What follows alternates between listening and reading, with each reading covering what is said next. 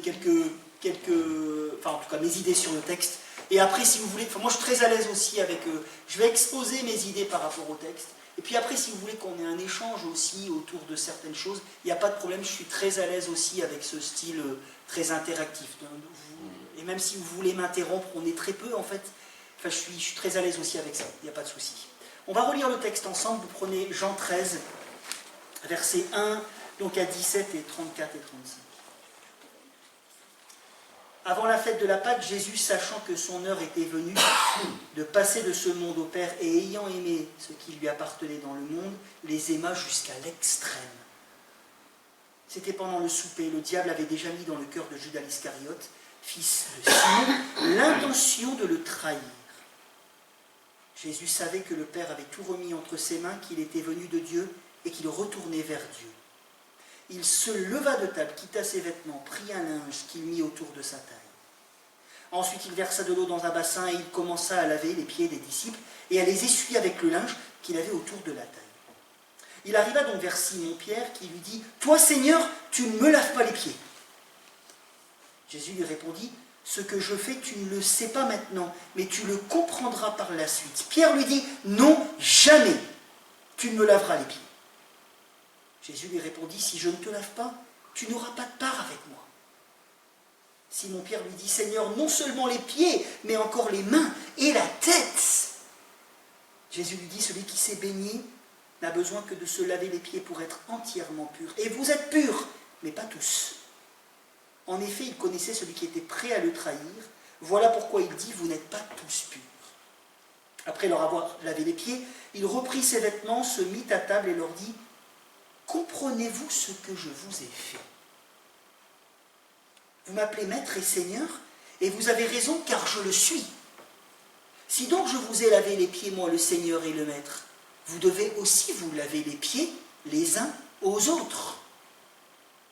Car je vous ai donné un exemple afin que vous fassiez comme je vous ai fait.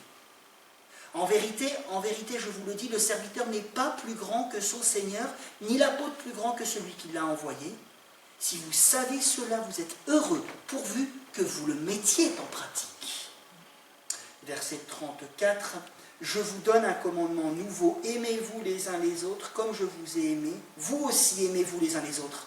C'est à cela que tous reconnaîtront que vous êtes mes disciples, si vous avez de l'amour les uns pour les autres. » Amen. Premier point de ma prédication, le service du Maître. Dans ce chapitre, le moment où Jésus va être livré à ses persécuteurs approche à grands pas. Ce n'est pas une surprise pour lui, puisqu'il avait, nous dit Jean, verset 3, une pleine conscience de son identité et de sa mission. Jésus n'a pas découvert les choses. Il avait une pleine conscience, nous dit Jean, de ce qu'il était, de ce qu'il allait vivre. L'heure, verset 1, regardez au verset 1, l'heure, mot relatif dans l'évangile de Jean à quoi? Là, vous prenez vos Bibles. L'heure, ce n'est pas un mot anodin chez Jean, c'est un mot relatif à la glorification du Christ. Qu'est-ce que la glorification du Christ? Eh bien, cela comprend sa mort, cela comprend sa résurrection, et ça comprend son ascension. Mort, résurrection, ascension. Tout ça, c'est la glorification du Christ dans l'évangile de Jean. L'heure connue du Fils est donc arrivée. Et c'est là que l'évangéliste nous dit que le Seigneur a aimé ceux qui lui appartiennent jusqu'au bout, ou pourrait-on traduire jusqu'à l'extrême. Dans cette perspective de la croix, puisque c'est bien dont cela Jean a envie de nous parler, n'est-ce pas, à partir du chapitre 13, du chapitre 12 particulièrement, qui achèvera en effet la croix, qui va achever en effet l'amour du Christ. Jésus se met à vouloir laver les pieds de ses disciples. Et vient le tour de Pierre. Comment auriez-vous réagi? Qui manifeste dans un premier temps son incompréhension, verset 5. Parce qu'en fait, il est choqué. Il est choqué. son Messie est en train de s'abaisser honteusement pour lui. Il faut comprendre son attitude, en fait, mes amis, à la lumière de son monde. Ce qu'on appelle, en fait, un terme un peu technique, son habitus. On vient tous de quelque part, n'est-ce pas? On a tous des traditions, des façons d'être liées à notre époque, mais aussi liées à nos familles, à notre culture, qu'il faut revoir à la lumière, parfois, sérieusement, de l'Évangile. Et pour Pierre, le lavement des pieds, c'était la tâche réservée aux plus petits des petits, en fait. Les Juifs ne voulaient même pas que les esclaves juifs, écoutez bien, les Juifs ne voulaient même pas que les esclaves juifs lavent les pieds des autres. C'était une tâche réservée aux non-juifs. Et son maître, qui pousse même la scène, verset 4, jusqu'à adopter la tenue, Jésus pousse loin la scène, il pousse jusqu'à adopter la tenue, le tablier, qui était méprisé dans l'Antiquité, la tenue du serviteur de dernière catégorie. De dernière catégorie. Quelles seraient aujourd'hui les professions qui, quelque part, à notre époque, sont un peu mal vues, ou vues comme vraiment la dernière catégorie? Mettez-vous dans ce contexte-là, je pense que c'est à propos. Quelle serait la profession pour vous qui est vraiment un petit peu honteuse? C'est un peu comme si aujourd'hui Jésus se proposait de vider nos déchets. Ou même, oserais-je le dire, ça c'est Aurélien Castelin qui le dit, vider nos toilettes. Bref, le Christ invite alors Simon, malgré ses réticences, verset 7, regardez, à la foi. Laisse-moi faire, tu comprendras ce geste plus tard. Qu'est-ce que c'est sinon la foi? Il n'est pas en train de dire qu'il va tout comprendre. C'est ici un appel à laisser de côté ce qui est instinctivement bon pour lui. Vous savez, on a des fois des choses pour nous qui sont instinctivement bonnes. Pour nous, c'est c'est bon ça, ou ça c'est mauvais. Mais ça, c'est selon nous souvent. C'est instinctif. Quand on ne réfléchit pas à partir de la parole, il y a plein de choses qui nous paraissent d'un coup bon ou mauvais. Jésus l'invite à laisser ce qui est instinctivement bon pour lui ou pas bon, juste selon les us et coutumes de son époque, de sa famille, de sa morale, que sais-je, et il l'invite d'aller au-delà de ces schémas préétablis sur le Messie. Au-delà de ces schémas préétablis sur le Messie. Voire même, en fait, sur Dieu. Puisque c'est le Messie de Dieu, n'est-ce pas? Pour plonger dans la sphère de la foi, dans la confiance. Je vais te faire quelque chose que tu ne comprendras pas totalement pour l'instant.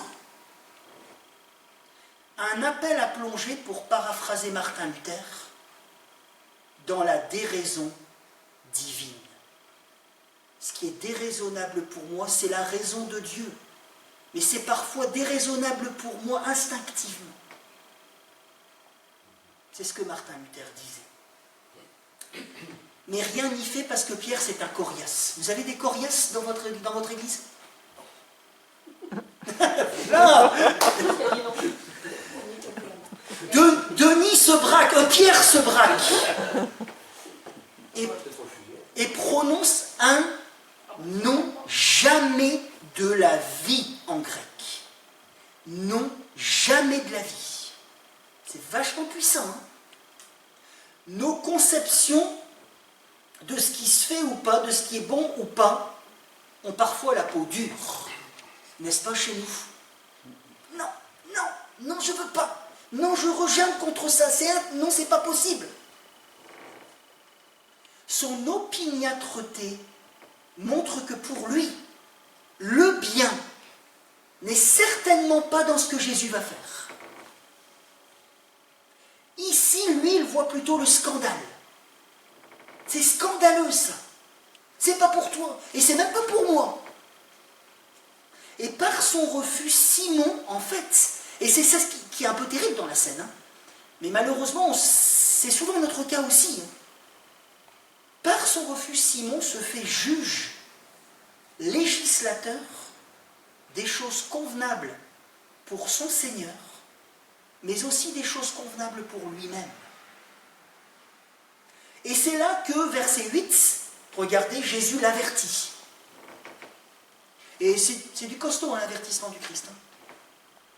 Si Pierre rejabe, ça veut dire rejette,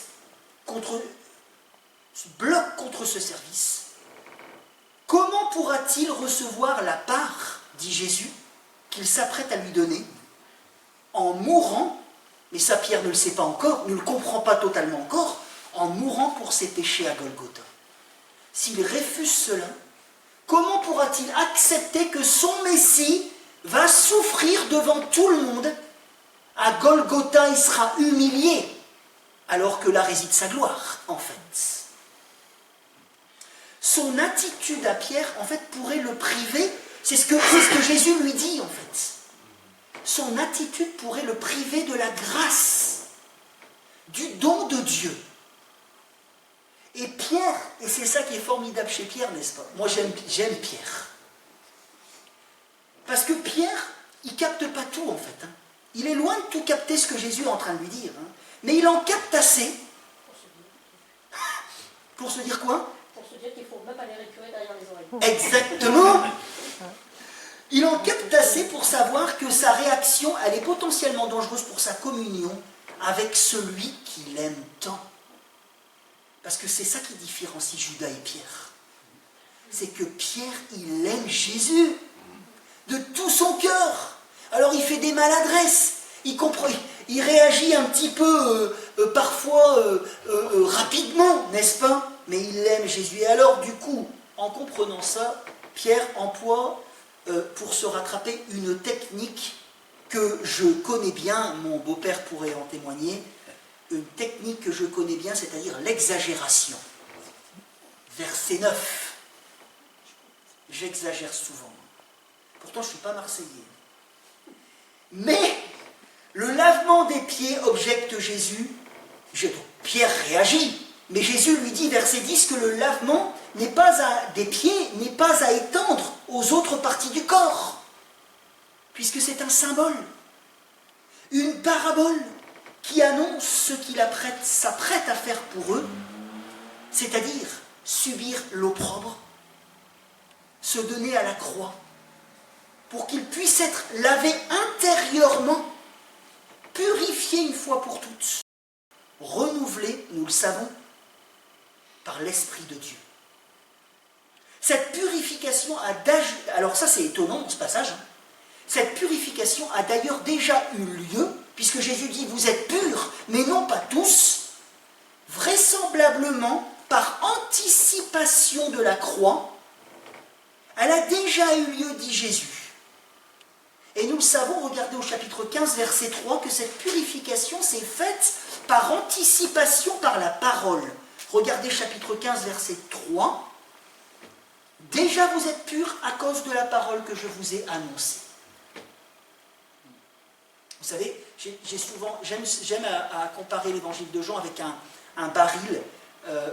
Est-ce que vous avez déjà promené sur la plage, n'est-ce pas? Sinon ça serait un non-sens ici. Hein. Et des fois, au loin, vous pouvez voir des choses, de plus en plus malheureusement, qui flottent.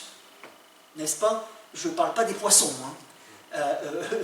Un baril ou du plastique ou je ne sais pas trop quoi. Oui, c'est mauvais signe, exactement. Et oui, tout à fait.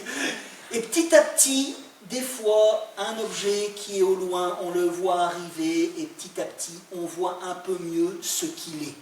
L'évangile de Jean est construit comme cela, à mon avis. C'est-à-dire qu'on a un prologue au chapitre 1 qui se développe petit à petit, dans les chapitres qui se succèdent. Et donc là, on a la réponse sur cette purification au Jean chapitre 15, verset 3. Bref, si certaines choses seront à approfondir pour les disciples par la suite, Jésus s'assure néanmoins de suite, et c'est quand même relativement rare dans les évangiles, n'est-ce pas? Jésus s'assure de suite, exactement, qu'ils comprennent l'essence de son geste, verset 12. Jésus s'assure qu'il capte le symbole plutôt que de se concentrer sur le rite. Plutôt que de se concentrer sur le rite. Alors il leur dit quoi, verset 13?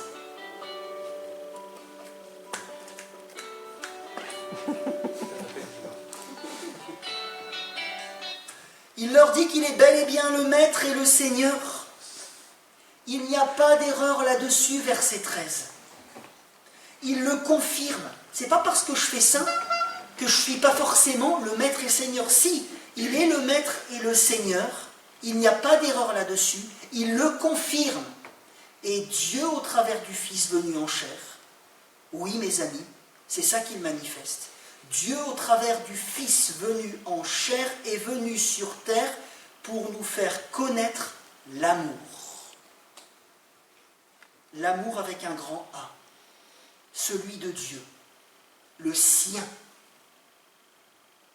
Parce que vous avez remarqué que parfois, notre amour est à côté de la plaque. Ce qu'on conçoit comme étant de l'amour est parfois complètement à côté de la plaque. On a besoin d'être enseigné sur ce qu'est le véritable amour. Enfin, je parle pour moi, en fait. Et l'amour du Christ, qu'est-ce qu'il dévoile? C'est que le véritable amour se meut. C'est-à-dire, sert l'autre. Sert l'autre. Ce n'est pas qu'un concept, hein, l'amour. L'amour sert l'autre d'un service, deuxièmement, sans limite. Jusqu'à l'extrême. Et le disciple de ce maître doit non pas que recevoir cet amour, c'est là où réside l'enseignement, mais il est appelé, verset 14, à en vivre, à recevoir et à en vivre. De la même manière, du même amour que Jésus, à en vivre en le pratiquant. En le pratiquant. Verset 14, regardez avec moi, nous relirons le verset 14. Si donc je vous ai lavé les pieds, moi le Seigneur et les maîtres, vous devez aussi vous laver les pieds les uns les autres, les uns aux autres. Deuxième point de la prédication, le service chrétien à la lumière de celui du Maître. Oui, mes amis, il faut le comprendre, ce que Jésus a fait est un exemple à reproduire concrètement par les disciples et ceux qui vont suivre, c'est-à-dire nous-mêmes. Non pas en se lavant les pieds les uns les autres, quoique parfois ça peut être aussi symbolique, n'est-ce pas? Mais il y a quelque chose derrière. Non pas en se lavant les pieds les uns aux autres littéralement, mais en ayant, nous le comprenons dans ce texte, un esprit de service. Un esprit de service. Il y a là une logique, écoutez bien mes amis, exposée par Jésus à partir du verset 14. Si celui qui est au-dessus de moi, qui est au-dessus de nous, celui que nous appelons Seigneur et Maître, si lui nous sert, le serviteur de ce Maître ne peut rechigner face au service envers son égal. Si celui qui est au-dessus de moi me sert, comment puis-je rechigner pour le service envers mon égal? Une logique d'autant plus évidente, implacable, puisque ce serviteur, nous, les disciples, est au bénéfice, sans aucun mérite, bien au contraire, de l'amour du Maître démontré puissamment à la croix. Mes frères et sœurs, nous sommes rachetés par l'œuvre du Christ, mais aussi mis à part. Il faut le comprendre, hein. C'est Karl Barth qui disait que nous sommes réclamés par la grâce. Réclamés par la grâce. Oui, nous sommes rachetés, mais aussi réclamés par la grâce pour une vie nouvelle, animée par l'Esprit, selon, non pas mes principes à moi, non pas ce que je pense bien instinctivement, mais je suis racheté et réclamé par la grâce pour vivre selon les principes du royaume de Dieu. En poursuivant notamment le véritable amour. réalité en Jésus qu'il nous a démontré, sous peine, verset 16, regardez, sous peine d'être perçu comme quelqu'un qui se croit indigne des tâches que le maître accomplit, mais dont il se réjouit pour lui-même. C'est de l'orgueil en fait. Ça peut être de l'orgueil de ne pas servir les autres. Et c'est de l'orgueil devant le Seigneur. Je me réjouis d'être au bénéfice du service jusque dans ces limites extrêmes de Jésus, mais moi je m'arrête à mes propres limites. Comment qualifier cela? Comment qualifier cela? C'est une question en fait, que je me pose régulièrement. Je suis aussi en lutte avec le service, n'est-ce pas? Mais comment qualifier cela? Je reçois le plus beau cadeau du monde par celui qui est au-dessus de tout, qui est saint. Et moi, face à mon égal, je me bloque. Je refuse d'aller un pas plus loin. Non, mes amis, c'est clair que c'est un sérieux challenge de suivre Jésus. Mais nous sommes encouragés par une belle promesse. Regardez verset 17. Et j'ai envie qu'on puisse se l'approprier cet après-midi, cette belle promesse. Parce que c'est quand même une promesse de Jésus. Et quand Jésus promet quelque chose, il le fait. Eh oui. Encouragés par une belle promesse, heureux êtes-vous, pourvu que vous le fassiez. Vous êtes heureux, mais si vous vous mettez en route. Et en effet, parce que cette route, sur cette route, la joie, puisque la joie réside, puisque c'est le chemin de ceux qui sont animés de la vie de Jésus. En effet, heureux sommes-nous. Ce n'est pas possible d'emprunter cette route si nous ne sommes pas sauvés. Un petit rappel aussi, vous avez remarqué que ce commandement du Christ, de nous aimer les uns les autres, de nous servir, ce commandement est à vivre à l'intérieur de l'Église prioritairement. Et ça nous concerne pour notre week-end. Ce commandement est à vivre à l'intérieur de l'Église prioritairement. À qui Jésus s'adresse ici? À ses disciples, dans une perspective missionnaire. À ceux-ci, tous reconnaîtront que vous êtes mes disciples. Jésus parle à des disciples en leur commandant de vivre cela ensemble. C'est l'Église, temple du Saint-Esprit, qui pourra, par la puissance de Dieu, et en vertu, elle l'a dit notre sœur tout à l'heure, en vertu de l'amour reçu, c'est l'Église qui pourra penser ses relations, qui peut penser ses relations, grâce à la puissance de Dieu, l'Esprit avec nous, en nous, qui pourra penser ses relations au travers de Jésus, par Jésus et pour Jésus.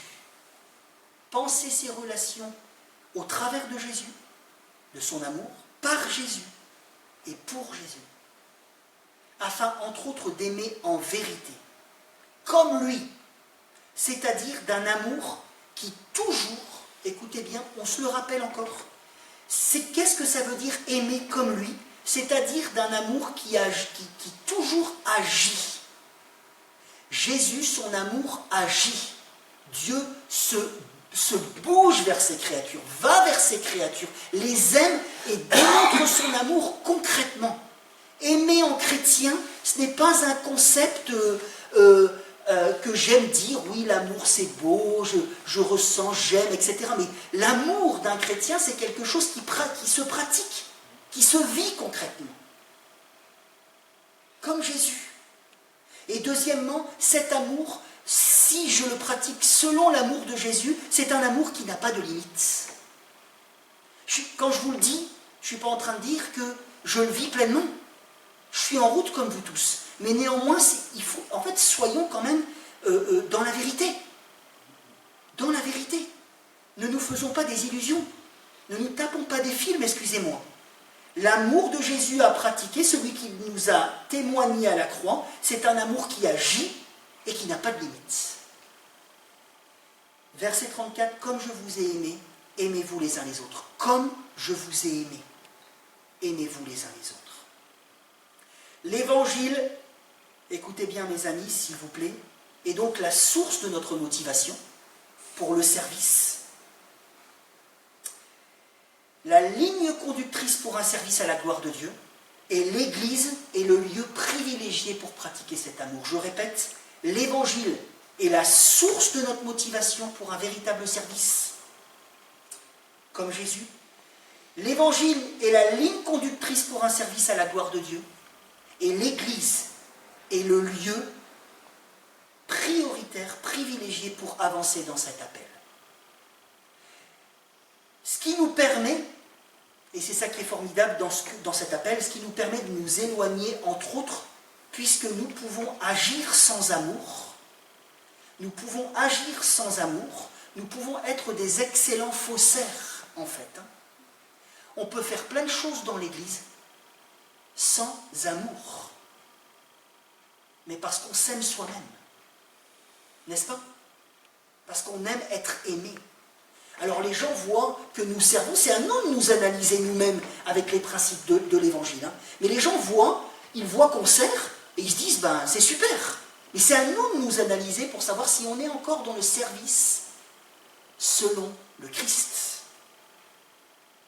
Le service dans l'Église, selon l'essence de l'Évangile, nous permet de nous éloigner donc d'actions sans amour, de l'amour personnel, l'amour du monde qui pose systématiquement ses délimitations, qui pose systématiquement ses conditions. Ça, c'est l'amour que nous connaissons. C'est l'amour du monde. Un amour qui pose ses délimitations, qui choisit ceux envers qui je vais témoigner cet amour, mon amour, n'est-ce pas, et qui pose ses conditions. Ce n'est pas le cas de l'amour du Christ que nous devons pratiquer entre nous. Dans le roman, vous savez, j'aime bien Léon Tolstoï, comme écrivain, je ne sais pas si vous le connaissez. Dans le roman de Léon Tolstoï, un personnage, je pense que c'est dans Anna Karénine, peut-être, un personnage se convertit. Vous savez, Tolstoï se disait chrétien. Hein. Un personnage se convertit. Il s'agit de Lévin. Et il dit ceci lorsqu'il se tourne vers le Seigneur. Donc, c'est la plume de Tolstoï. Est-ce par la raison que j'ai appris à aimer mon prochain? La raison a découvert plutôt la lutte pour l'existence. Elle me commande ma raison naturelle. Au contraire, d'écraser tout ce qui entrave la satisfaction de mes désirs. La raison ne peut pas découvrir qu'il convient d'aimer son prochain parce que cela lui est déraisonnable. Voilà contre quoi nous devons lutter pour aimer en vérité. Troisième et dernier point, j'en arrive à la conclusion, merci de votre attention. Avançons ensemble dans le commandement de Jésus. L'Église, je l'ai dit plusieurs fois, et c'est à mon avis fidèle à ce que nous lisons dans ce texte, est le lieu prioritaire pour vivre ce commandement, parce qu'elle est le temple de Dieu, mais aussi parce que l'Église est une aide formidable, la garantie pour pouvoir avancer, progresser dans l'amour de Dieu. Une aide formidable, la garantie, l'Église, pour pouvoir avancer, progresser dans l'amour de Dieu. Je vous assure que des fois, je suis motivé à aller à l'Église, et des fois, non. C'est la vie de tout chrétien, je suis tout seul ou pas? Non. Mais j'y vais, par amour pour le Seigneur, j'espère, mais j'y vais aussi parce que je sais que c'est le lieu où je vais véritablement pouvoir aimer en vérité. Et je vais vous expliquer pourquoi. Parce que je suis appelé, si je suis fidèle à l'Église, dans la durée, à vivre, servir, travailler, chanter, être en relation avec des gens qui généralement ne me ressemblent pas. Dans le monde, en dehors de l'Église, quand les gens se rassemblent, ils se rassemblent comment?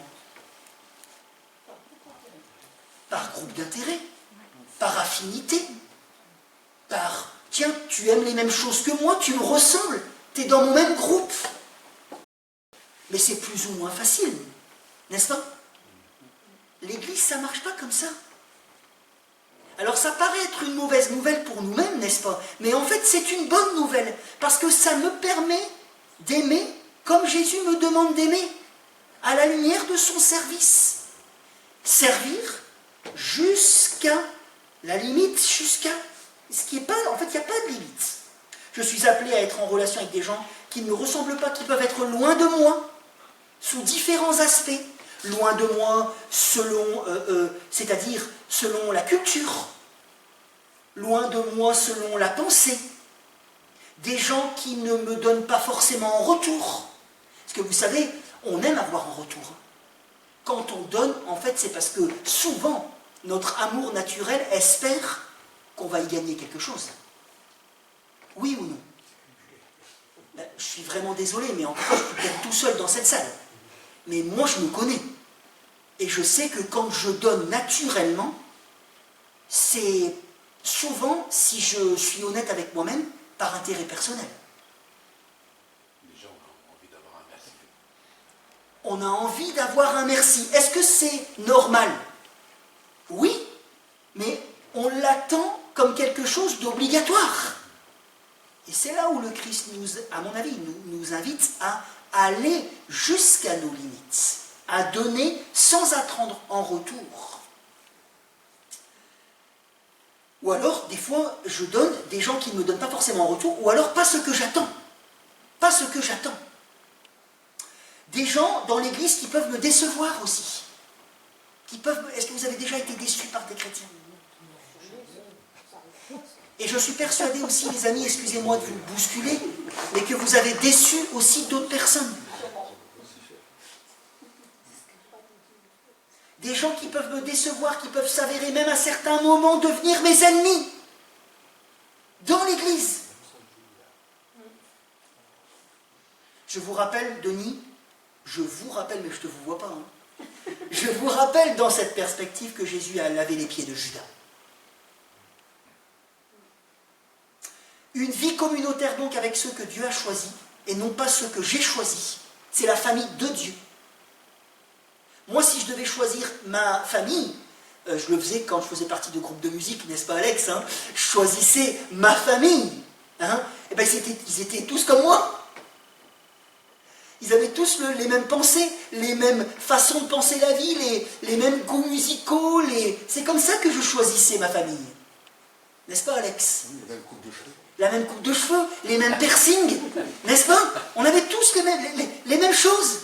Des photocopies d'Aurélien. Oui. La galère pour les gens, hein. Je le dis. Hein. Mais en fait, c'est la réalité, n'est-ce pas? Non. Une vie communautaire, c'est une vie communautaire avec ceux que Dieu a choisis. Non pas selon des critères personnels, c'est la famille de Dieu. Non pas celle que je me constitue, qui me permet toutefois, mais qui me permet toutefois. Et si je vois l'Église comme cela, et si vos frères et sœurs de l'Église de Petite-Sainte voient l'Église comme cela, ils vont grandir.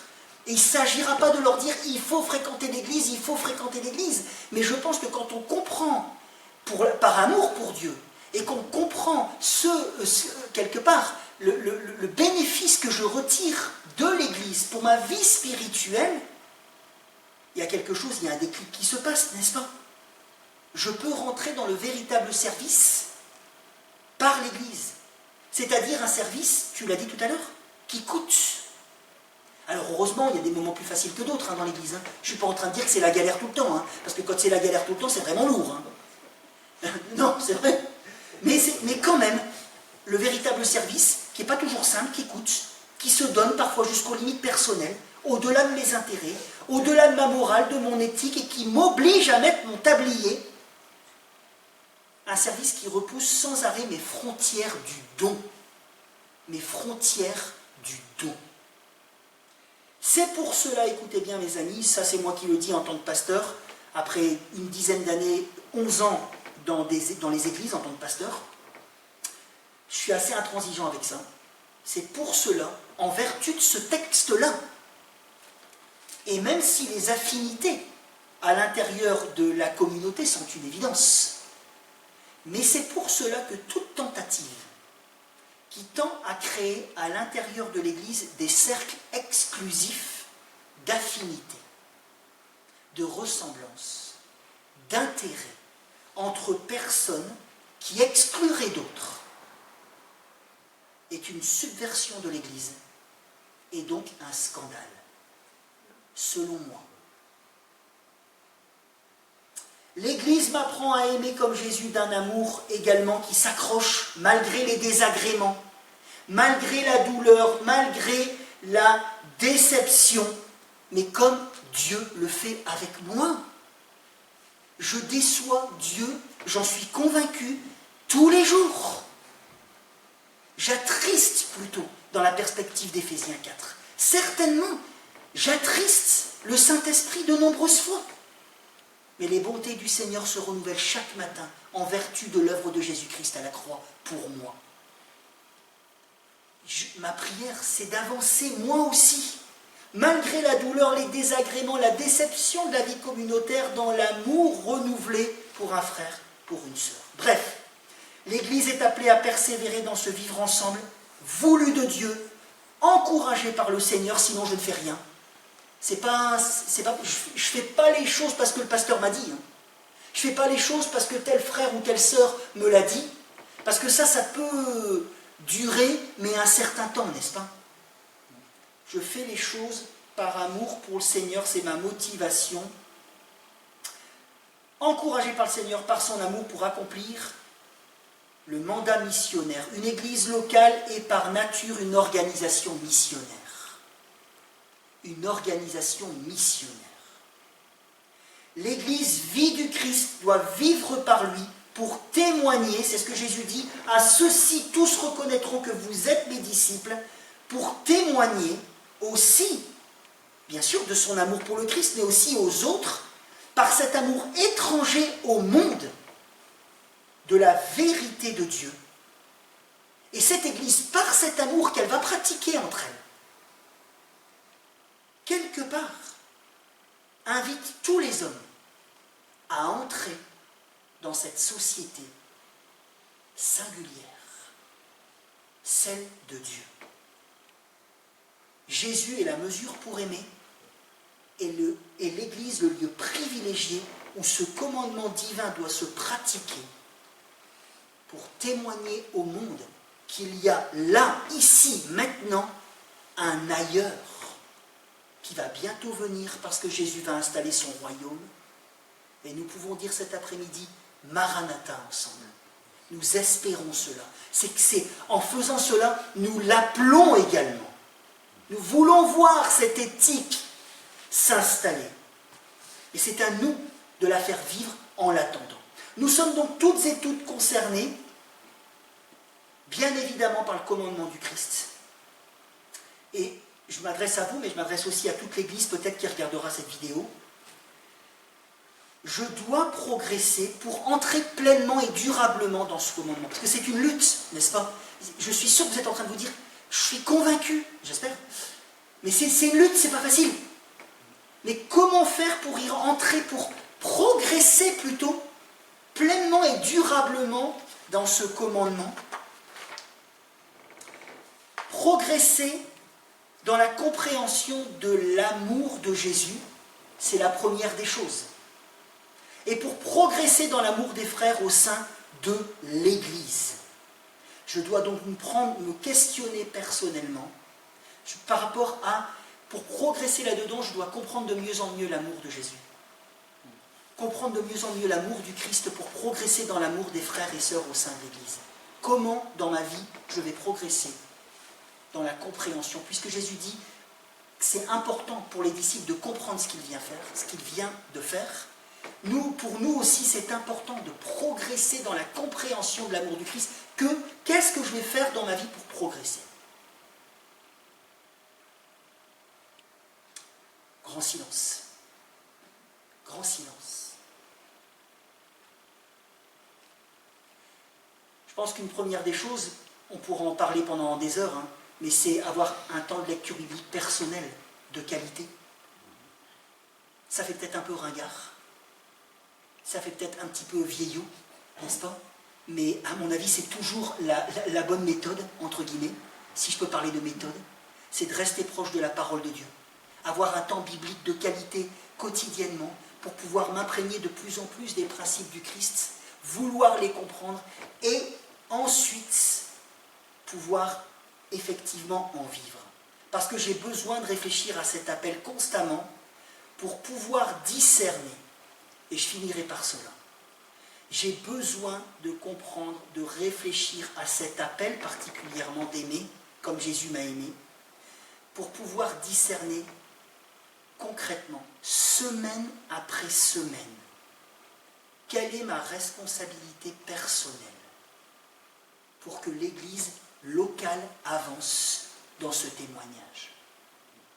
Quelle est ma responsabilité personnelle? Qu'est-ce que je peux faire pour que l'Église de Petite-Sainte avance dans le témoignage des principes du royaume de Dieu pour l'honneur de l'Évangile? Qu'est-ce que je peux faire cette semaine? Qu'est-ce que je peux faire ce dimanche pour que cette Église avance dans ce commandement? Dois-je donner un pardon à quelqu'un? Aller le voir et lui dire « Enfin, je te pardonne ». Dois-je demander pardon à quelqu'un? Dois-je proposer une aide à quelqu'un qui parfois me fera louper un beau soleil et une belle après-midi à la plage? Même si j'aime aller à la plage aussi. Dois-je apporter un service à quelqu'un ce dimanche, cette semaine? Est-ce que je dois aller voir une personne qui a l'air découragée pour lui donner un encouragement du Seigneur, de la part du Seigneur, inspiré de sa parole? C'est à vous de discerner. Mais si nous avançons tous dans ce sens, d'une réflexion de comment puis-je vivre de plus en plus selon l'amour du Christ, alors oui, l'Église locale de Petite-Sainte va avancer dans le témoignage, j'en suis convaincu, à rendre pour l'amour du Christ. Et à ceux-ci tous reconnaîtront que vous êtes les disciples de Jésus. Merci de m'avoir écouté. Je vais demander à Marc de prier. Si tu veux. Tu veux? Oui, je veux. Oui, tu veux. Ou à moins que, avant de demander à Marc de prier, à moins que vous ayez des remarques ou des questions. Il y a le temps. Moi, je ne suis pas pressé. Ou peut-être même des désaccords. Hein. On a le droit de ne pas être d'accord. Simplement dans l'accomplissement. Comment? Dis souvent, ça finit mal. Bon, ça dépend comment on le vit, le désaccord. Quelqu'un qui n'est pas d'accord avec moi, il n'est pas forcément en train de remettre mon intégrité en cause. C'est toujours lié à ce que moi je projette sur moi-même, n'est-ce pas? Simplement dans l'accomplissement de ce que Jésus a fait, donc il parlait d'anticipation Oui. Pour la purification, et donc il dit dans sa prière, au verset 4 de Jean 17, « Moi je t'ai glorifié sur la terre, Oui. j'ai achevé l'œuvre que tu m'as donnée à faire. »